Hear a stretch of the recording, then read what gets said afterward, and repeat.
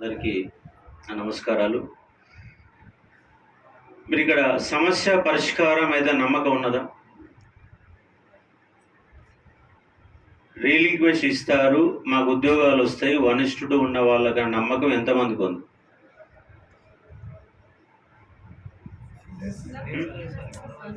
నమ్మకం లేదు. మరి ఏం చేయాలి?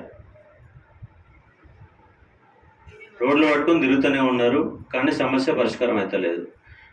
ఇప్పుడు దాదాపుగా దీనికి సంబంధించిన వాళ్ళు జైల్లో ఉన్నారు, పీజీట్లో ఉన్నారు, గురుకులాలలో ఉన్నారు. ఎంతమంది ఉంటారు బాధితులు?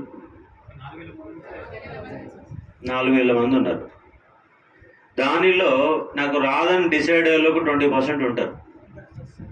ఉంటారా? 1:2 ఉన్న వాళ్ళందరికీ అది రాదు కదా.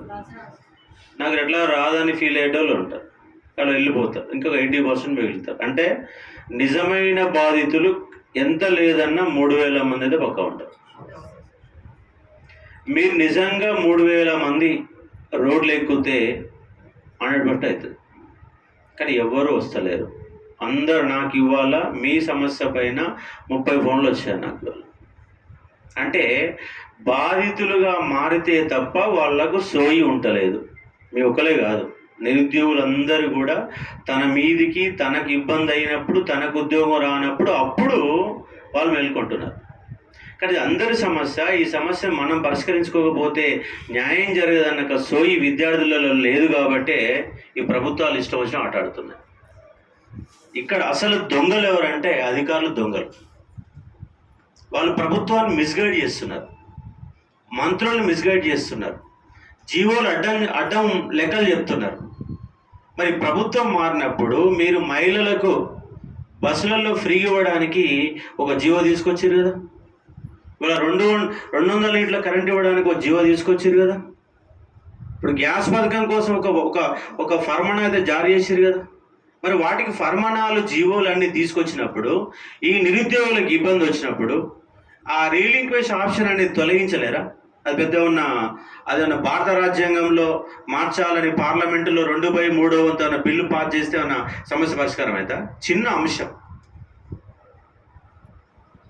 ఒక చీఫ్ సెక్రటరీ దగ్గర ఒక జీవోని ఫార్వర్డ్ చేపిస్తే సమస్య పరిష్కారం అవుతుంది. మరి సమస్య పరిష్కారం కావాలంటే ఏం చేయాలి చెప్పండి మీరే? ఏదో తిరుగుతున్నారు, ఒక 50 మంది తిరుగుతున్నారు, అదే రోడ్లు పట్టుకొని తిరుగుతున్నారు. ఈ అధికారి పోతున్నారు, ఆ అధికారి పోతున్నారు, సెక్రటరీ కలుస్తున్నారు, ఆర్ కృష్ణయ్య గారిని కలుస్తున్నారు, ఆర్ఎస్ ప్రవీణ్ గారిని కలుస్తున్నారు, ఎంతోమంది కలుస్తున్నారు. కానీ ఇది ఉద్యమ రూపం తాలుస్తే తప్ప మీ సమస్య పరిష్కారం కాదు. మన టీఎస్పీఎస్సి వాయిదా ఉద్యమంలో ఎంతమంది వచ్చారు? ఒక 5,000 మందే వచ్చింది, ఎక్కువేం రాలే. కానీ 5,000 మంది వస్తే అది ఎట్లా కనిపించిందంటే ఒక 5 లక్షల మంది నగరంలోకి వచ్చినట్టు కనిపించింది. 5,000 మందే, కానీ వచ్చింది ఎంతమంది? 5 లక్షల మందిలా కనపడి ప్రభుత్వమే కోల్పోయింది.